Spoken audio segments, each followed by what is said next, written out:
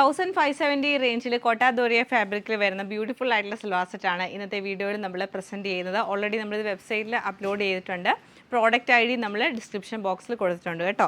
First pattern നമുക്ക് വരുമ്പോഴത്തേക്ക് നല്ലൊരു പിസ്ത ഗ്രീൻ ടോണിലേക്ക് വന്നിട്ട് ബ്ലൂവും ലാവൻഡറും കൂടെ മിക്സ് ചെയ്തിട്ടാണ് വരുന്നത്. പ്രിൻറ്റഡ് ആയിട്ടുള്ള കോട്ടൺ ബോട്ടും കോട്ടാദോറിയ ദുപ്പട്ട തന്നെയാണ് ഇതിൻ്റെ കൂടെ പെയർ ചെയ്തേക്കുന്നത്. നെക്സ്റ്റ് നമ്മൾ കാണുന്നത് പിങ്ക് ആൻഡ് ബ്ലൂ കളർ കോമ്പിനേഷനിൽ പിങ്കും പീച്ചൊക്കെ മിക്സ് ചെയ്തിട്ടാണ് ഇത് വന്നേക്കുന്നത്.